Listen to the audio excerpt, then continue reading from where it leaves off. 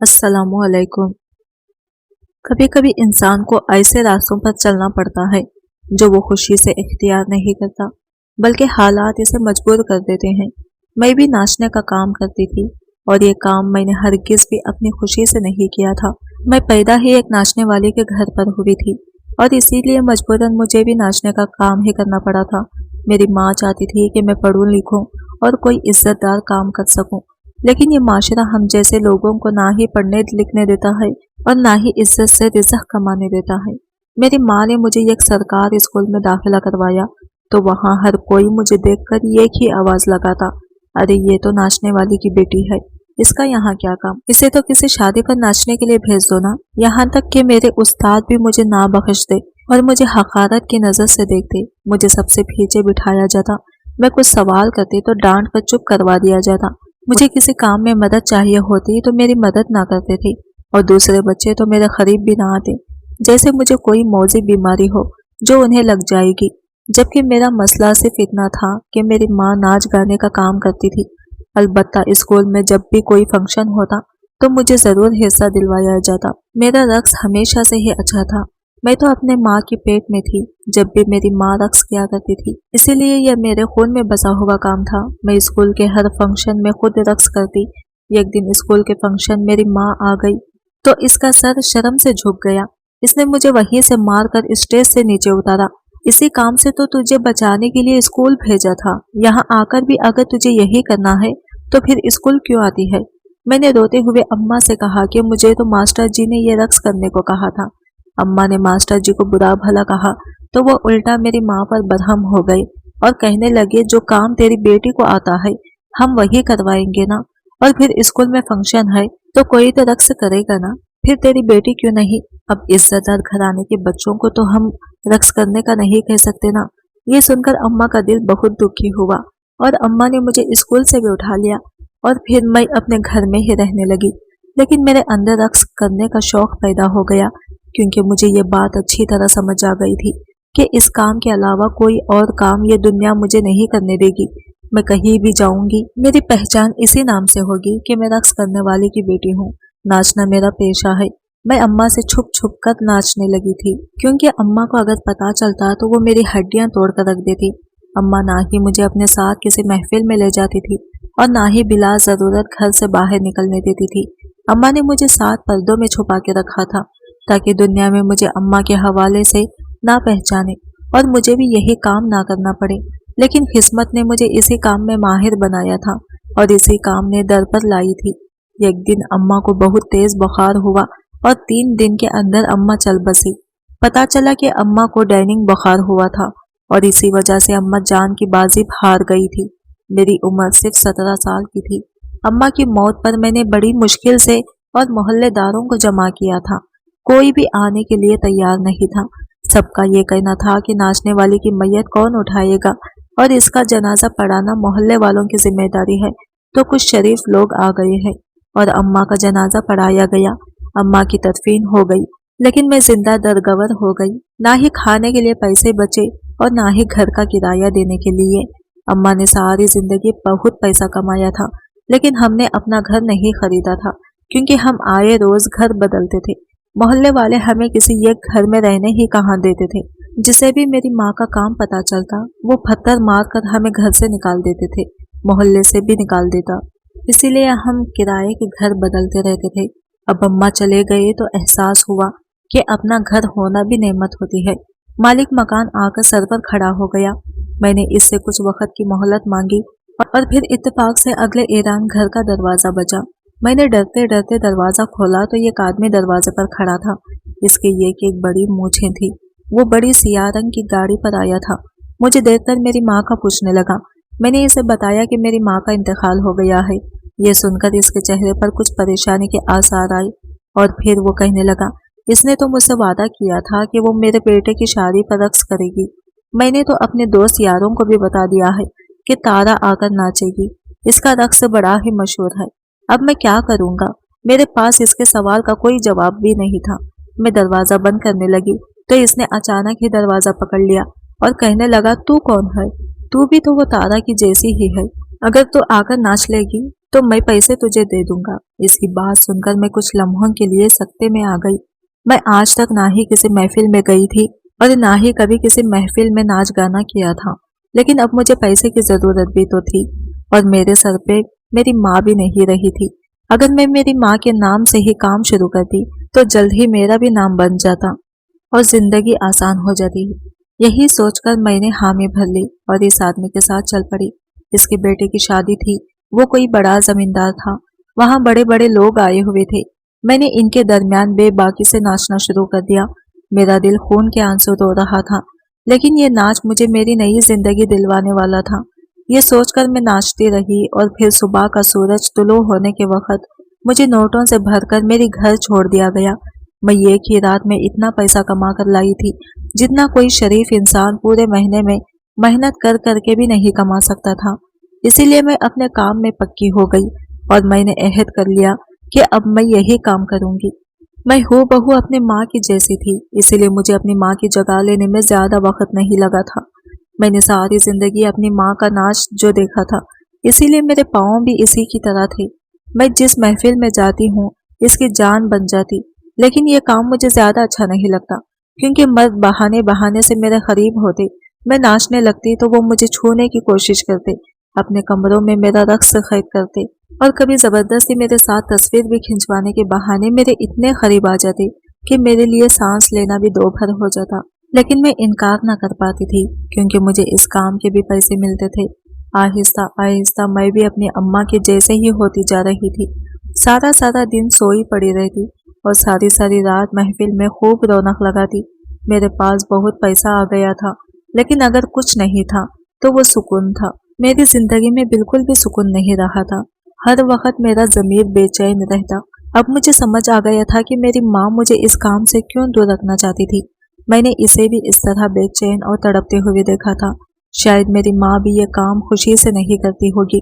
खैर, अब इस काम के सिवा तो मेरे पास कुछ भी नहीं था, इसीलिए बड़ी मजबूरी में ही सही, लेकिन मैं यह काम कर रही थी। और फिर एक दिन कमिश्नर के बेटे की शादी थी। शादी से एक रात पहले मर्दों की महफिल रखी गई थी और इस महफिल में मुझे खुसूसी तौर पर बुलाया गया था। मैं तैयार होकर इंतजार कर रही थी कि मेरे लिए कोई गाड़ी आएगी, क्योंकि मुझे जो भी महफिल में बुलाता वो घर से लेता और फिर घर पर ही छोड़कर जाता। अपने दरवाजे पर दस्तक हुई तो मैं जल्दी से ताला लेकर निकल पड़ी। देखा तो एक पुलिस वाला मुझे लेने के लिए खड़ा था। इसने एक नज़र मुझ पर डाली और फिर नज़र चुरा गया। शायद वो मेरी खूबसूरती से नजरें चुरा रहा था या फिर मेरे पेशे की वजह से इसे मुझसे हकारत महसूस हो रही थी। मैं समझ नहीं पाई थी। मैं इसके साथ गाड़ी में बैठ के चल पड़ी। सारा रास्ता खामोशी से गुजर गया। वो बहुत ही हैंडसम पुलिस ऑफिसर था। मेरी नज़र बार बार इसके वजूद पर पड़ रही थी। अगर इसे इज्जतदार और पुलिस वाला किसी औरत की जिंदगी में शामिल हो जाए तो वो किस कदर खुशकिस्मत होगी। यही बात मेरे दिलो दिमाग में चलने लगी थी। एक पुलिस वाले शौहर के साथ तो औरत बड़ी ही महफूज होती होगी। मैं तो बिल्कुल ही गैर महफूज थी और तकरीब में ना जाने कितने ही मर्द मेरे साथ ऐसा कुछ कर जाते थे जिसे बताते हुए भी मुझे शर्म आती थी। मैं महफिल में पहुंची तो मुझे देखकर एक शोर समझ गया। हर तरफ से सीटियों की आवाजें सुनाई देने लगी। खूब जोरों शोरों से गाने चलाए गए और फिर मेरे रक्स से वहां मौजूद एक शख्स लुत्फ अंदोज होता रहा। लेकिन अगर कोई शख्स खामोश था तो वो पुलिस ऑफिसर था, जो काफी दूर खड़ा एक नजर भी मुझे देख रहा था। लेकिन आहिस्ता इसके चेहरे पर कोई खुशी थी, ना ही कोई जोश। वो बिल्कुल खामोश था और जिस तरह वो मुझे देख रहा था इसे लग रहा था इसे ये सब कुछ पसंद नहीं आ रहा है। नाचते नाचते भी मैंने कई दफा इसकी तरफ देखा था और दिल में इसके लिए इज्जत बढ़ गई थी। वाकई वो बहुत शरीफ और नेक था। शायद वो अपनी ड्यूटी की वजह से यहाँ मौजूद था, क्योंकि ये कमिश्नर के बेटे की शादी थी, लेकिन वो सबका हिस्सा नहीं था। ऐसे ही सुबह हो गई और फिर जब वो मुझे छोड़ने के लिए मेरे घर तक लाया तो मुझे उतारते हुए कहने लगा कि आप बहुत खूबसूरत हैं, आपको ये सब जेब नहीं देता। इसके बाद सुनकर मैं शर्मिंदगी से सर झुका लिया और कहा कि इसके सिवा मुझे ना ही कोई काम आता है और ना ही दुनिया कोई काम करने देती है। मैं घर में दाखिल हो गई थी और वो वापस चला गया था। मेरे दिलो दिमाग में इसकी परछाई बढ़ गई थी। मैं सोच रही थी कि अब पता नहीं मैं कभी इसे देख सकूंगी या नहीं। और फिर अगले ही शाम मेरे दरवाजे पर दस्तक हुई और मैंने देखा कि फूलों के गुलदस्ते के साथ ये कीमती तोहफा था। मैं हैरान हुई कि ये किसने भेजा है, और जब खोल कर देखा तो इसमें कार्ड था कि आप पर ये चीजें जेब देती हैं, लेकिन महफिल में नहीं बल्कि तन्हाई में। खुद ब खुद मेरे चेहरे पर मुस्कुराहट फैल गई थी, क्योंकि इस जुमले ने मुझे बता दिया था कि ये तोहफा किसने भेजा है। मेरा दिल खुशी से खुल उठा था। ऐसा लग रहा था कि जैसे मेरी बंजर जिंदगी में बाहर आ गई हो। मैंने इस कीमती तोहफे को उठाया। वो पाजेब थी। मैंने जल्दी से इसे अपने पैरों में पहन लिया। काश कि ये शख्स मेरी जिंदगी का हिस्सा बन जाता है और हमेशा के लिए मुझे तहफ्फुज में रखता। मैंने दिल में ये दुआ मांगी थी, और शायद ये कबूलियत का ही कोई लम्हा था, क्योंकि इस दिन के बाद इस तरह के तोहफे आना शुरू हो गए थे। और फिर एक दिन वो खुद चला आया। इसे देखकर मेरी खुशी की इंतहा न रही थी। हम दोनों के दरमियान मुलाकातों का ना रुकने वाला सिलसिला शुरू हो गया था। वो चाहता था कि मैं इज्जत की जिंदगी गुजारूं और इस नाच गाने से निकल आऊं। मैं भी यही चाहती थी, इसलिए मैंने इसे शादी की बात की और वो निकाह के लिए राजी हो गया। मेरे लिए इससे बढ़कर और क्या हो सकता था कि मुझे हमेशा के लिए तहफ्फुज मिलने वाला था। और फिर एक दिन इसने खामोशी से मुझसे निकाह कर लिया। मैं अब इसके घर जाना चाहती थी और इज्जत की जिंदगी गुजारना चाहती थी। इसने कहा कि वह अगले ही दिन मुझे अपने साथ ले जाएगा। मैंने अपना सारा घर लॉक किया, कुछ जरूरी सामान बांधा था और इसका इंतजार करने लगी। रात के अंधेरे में वो मुझे लेने के लिए आ गया। वो मुझे लेकर बहुत दूर दराज इलाके में पहुंच गया। वहां छोटा सा एक घर था। मैं इस घर में दाखिल हुई तो कुछ हैरान हुई, क्योंकि काफी औरतें बुर्का पहनकर बैठी थी। घर के अंदर बुर्का पहनी औरतों को देखकर मैं हैरान हो गई। मेरे शौहर तो मेरे पीछे अंदर ही नहीं आया था। वो गाड़ी लॉक करने के लिए रुका था। वो औरतें मुझे जबरदस्ती कमरे में लेके और फिर मेरी जान निकल गई। मेरी चीखों से सारा घर गूंज उठा था। 2 घंटे मैंने अजियत में गुजारे थे। मुझे समझ नहीं आ रहा था कि मेरे साथ ऐसा क्यों हुआ। मैंने तो अपनी खुशी से अपने आप को तहफ्फुज करने के लिए अबरार से शादी की थी, लेकिन ना जाने वो कहाँ चला गया था। मुझे इन औरतों के रहमो करम पर छोड़ गया था, और औरतें मुझ पर तशद्दुद कर रही थी और मुझसे ऐसे सवालात पूछ रही थी जिनके जवाब मेरे पास नहीं थे। मैं इनके किसी भी सवाल का जवाब नहीं दे सकी, तो इनमें से एक बुर्का पोश औरत ने किसी का फोन मिलाया और कहने लगी, अबरार, यह औरत इतनी सीधी नहीं है। तुम इसे मासूम कह रहे थे। ये जबान खोलने को भी तैयार नहीं है। हम इस पर तशद्दुद कर चुके हैं। अब तुम खुद ही आकर इसकी जबान खुद खिलवाओ। इस औरत के मुंह से अबरार का नाम सुन मेरा माथा ढंगा और मैं सोचने लगी कि अबरार आखिर मुझसे क्या चाहता है। इसने मुझसे शादी क्यों की थी? मुझे तो लगा था कि वो मुझसे मोहब्बत करता है, इसलिए इसने मुझसे निकाह किया है। मगर अब मुझे समझ आ रहा था कि असल बात तो कुछ और थी। वो औरतें पिछले 2 घंटे से मुझसे जिस तरह के सवाल कर रही थी। मैं भी सच में तुमसे मोहब्बत करता हूँ, लेकिन अपने फराइज़ और जिम्मेदारियों की वजह से मजबूर हूँ। मुझे तुम्हारे पीछे इसलिए लगाया गया था ताकि मैं तुमसे राज हासिल कर सकूं, जो राज तुम्हारी माँ ने मरने से पहले हमें नहीं बताया। तुम भी अपनी माँ की तरह ही बहुत पक्की हो। मैंने अबरार से कहा, मुझे सच में नहीं मालूम कि तुम लोग किस फाइल की बात कर रहे हो। ना ही मैंने अपनी माँ के पास कभी सुर्ख रंग की फाइल देखी है, और ना ही मैं और मेरी माँ पढ़े लिखे थे कि हम किसी के घर से कोई फाइल चुराते। पता नहीं क्यों तुम लोग हम पर इल्जाम लगा रहे हो। हम नाचने वाली जरूर हैं, मगर चोर नहीं है। मेरी बात सुनकर अबरार हंसा और कहने लगा, तुम्हारी माँ इतनी सीधी नहीं थी जिस तरह से तुम कह रही हो। वो बहुत ही शातिर थी। बड़े बड़े लोगों के घरों में नाचने के लिए जाती थी और इनकी कमजोरियों को अपनी मुट्ठी में दबा लेती थी। ऐसे ही एक वक्त में इसने मिनिस्टर के घर से बहुत अहम फाइल चुरा ली थी।